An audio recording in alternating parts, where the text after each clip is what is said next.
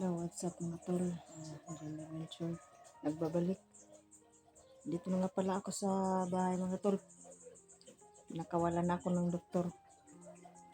Pinakawalan. Buti na lang at doktor ang dumakip sa atin, hindi bandido o commander. Mahirap doon mga tol kung commander ang dumakip sa atin.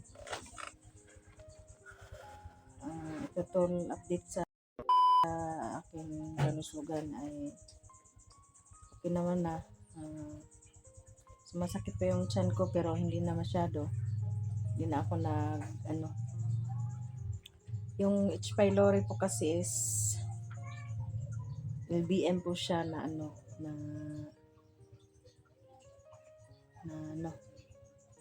yung tiyan may bacteria tapos kaya naging LBM siya kay na siya kagaw sa imong tiyan. Siguro nakuha na ko siya sa tubig. Mani nga karon na mineral sa ako ang ginainom. Palit mineral sa akong anak. Wala ako nag-video pa uli kay hasol luya nag kuan bit camera daghang gibit-bit kung anak nag-drive sa motor. May motor kami duha, daghan ko gibit-bit, pasensya na wala ako nag-video kanang pag uli na mo on cam lang kay labad-labad pa kong ulo pero okay na ni kaysa madugay ta sa ospital.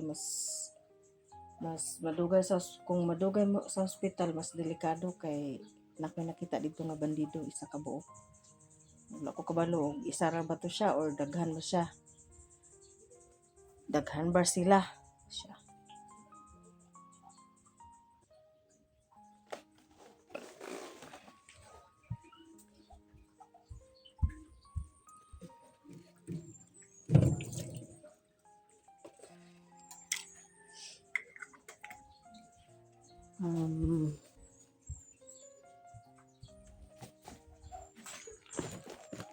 Tungkol nga pala kina Edwin, wala pa po akong balita tungkol sa kanila dahil hindi pa ako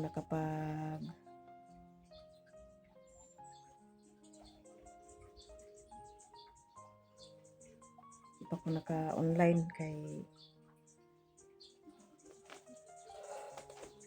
dan ko kwarta mga tol.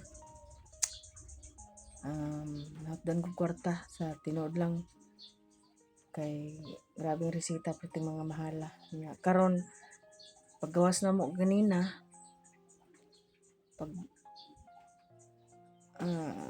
paggawas na pa billing oo na billing in total siya og 36k.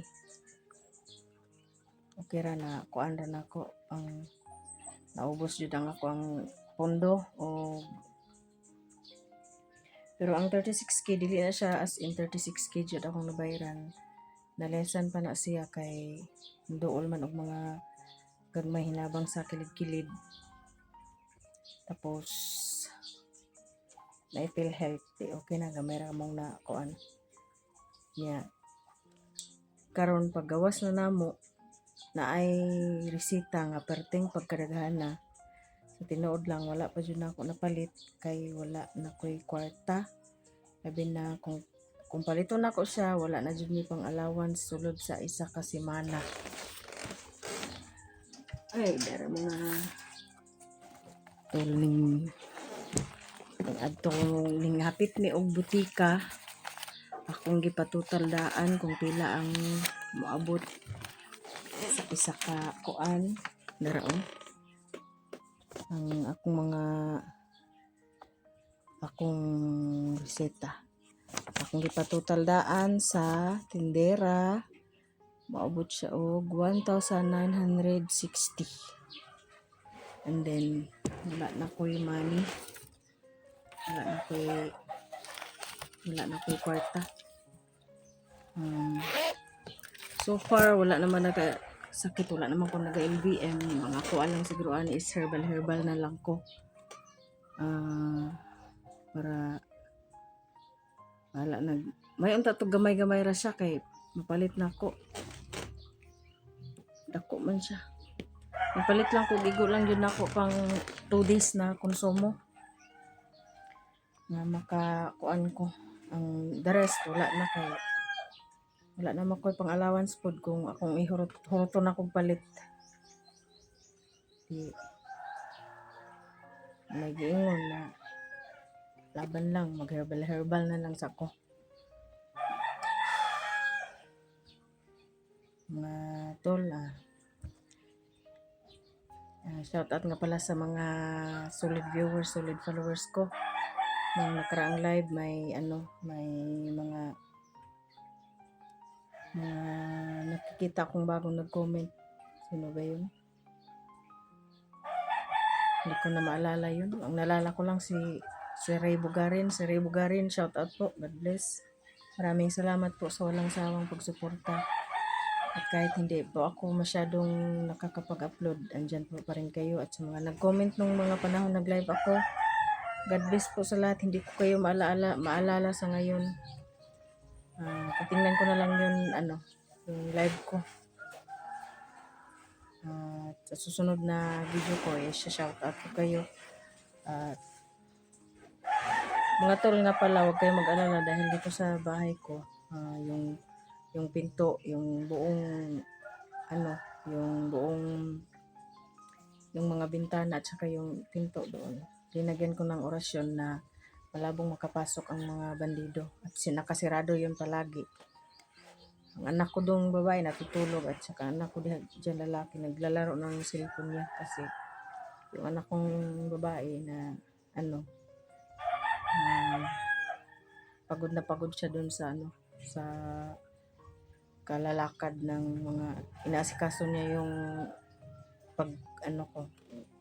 paglabas ko ng hospital. Siya ang masikaso lang, kami lang dalawa doon.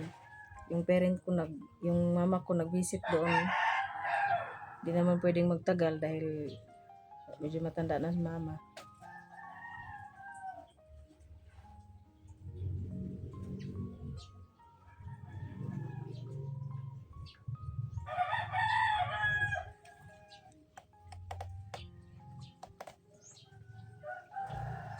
Kasama yung isa kong kapatid. Pero umuwi din sila agad dahil pinauwi ko agad dahil ayaw kong malaman ng mga bandido na may dumalaw sa akin ng mga kamag-anak ko. Baka madamay pa sa baka sila ang pagbalingan ng Kaya ayun, umuwi din sila agad. Nagdala lang sila ng pagkain namin. Hindi ko na sila pinabalik kasi baka nga masundan sila. Baka bihagin sila. Kawawa naman, hindi pa ako si Edwin hindi pa nabunot yung sa ulo niya, pana sa ulo niya. Kaya napakalaking problema pa nito at saka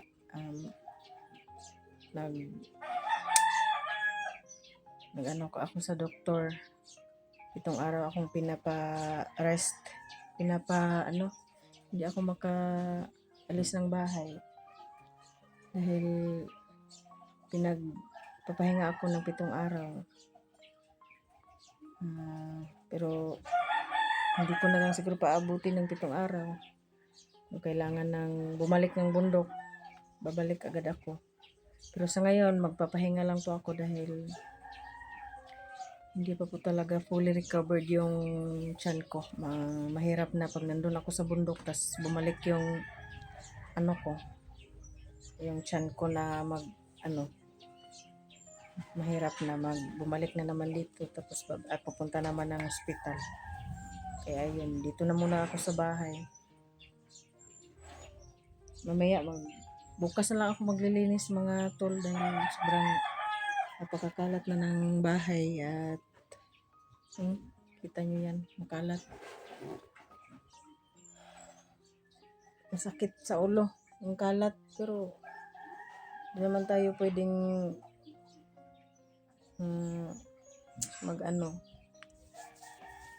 di man tayo pwedeng kung sa Bisaya pa, di man tayo pwedeng malihok dayon kay naman tayo gibati.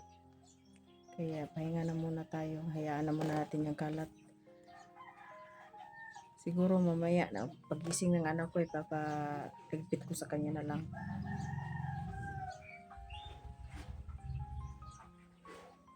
Hindi ko pa tuloy natapos yung shoutout ko. Shoutout nga po pala sa mga new subscribers ko po. Maraming salamat po. Siguro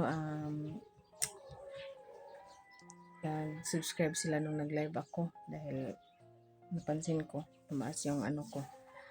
At saka solid viewers, solid followers, solid supporters. Maraming salamat po sa concern, lalo na sa mga nag-comment na mag-ingat at magpagaling ako. Maraming salamat po. Hayaan nyo po pag magaling na po ako, babalikan ko po ang mga area kung nasan sina Edwin at saka si Electra, dahil sabi sa video nakita na daw si Edwin at saka si Electra pero hindi pa mabunot yung yung pana sa ulo ni Edwin dahil hinahanap pa si Commander Janjan.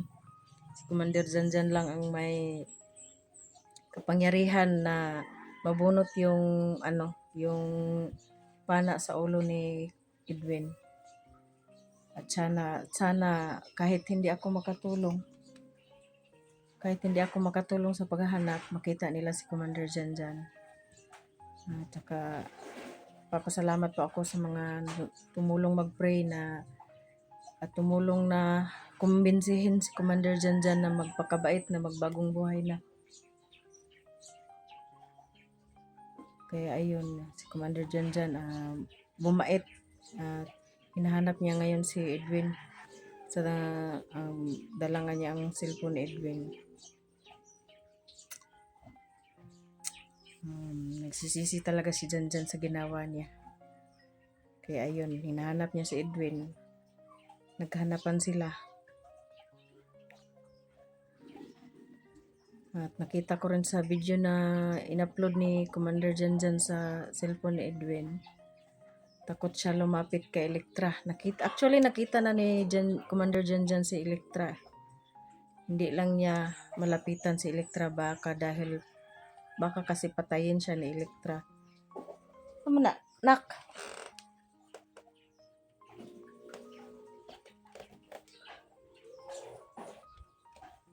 Ang anak kong lalaki, ang kulit, medyo may kakulitan lang, pero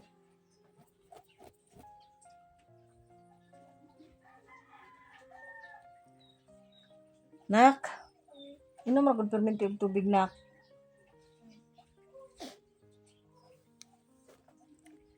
At sa mga shoutout nga pala sa mga kasamahan kong mga hunters. God bless po sa inyong lahat. Hindi ko kayo maisa-isa dahil sobrang dami nyo. Sa mga solid viewers, solid supporters, solid subscribers ko, maraming salamat po. At sana pagpatuloy nyo akong suportahan.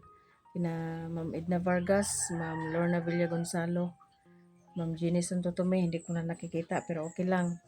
Busy lang siguro talaga. Tsaka sino pa yun?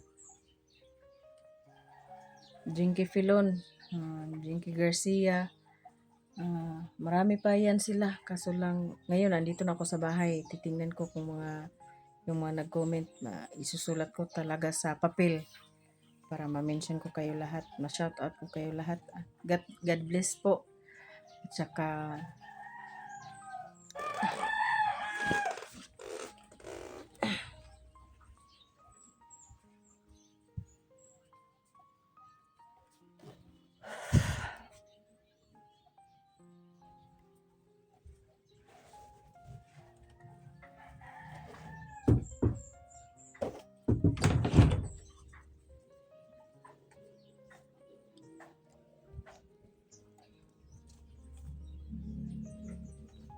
God bless po sa lahat at maraming salamat po sa walang sawang pagsuporta po. Yung pusa ko, ewan dito ng ilang araw. Buti na lang at hindi sila lumayas. O, hindi ka lumayas, Lila? Oh, kawawa naman, Lila. Oy, hindi lang layas, Lila na. Kawawa. Asan si ate mo? Ha? Asan si ate? Oh, ayun, ayun, ang cute. Wala, malaglag ka. Ah! Dali, dali.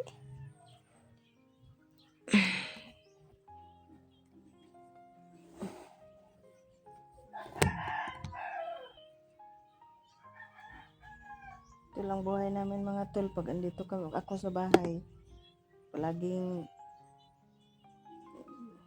meron man kung ano. Na wala. Ano yung kapatid niya. Gumagala yung kapatid niya, malaki na.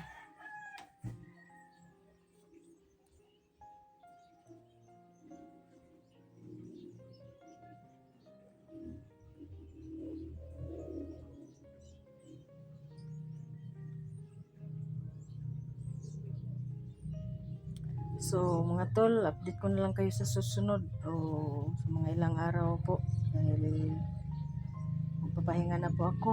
God bless po sa lahat. Maraming salamat po. Sana pagpatuloy niyo akong suportahan. At pag-pray niyo po na sana umayos na ang kalagayan ko. Salamat po.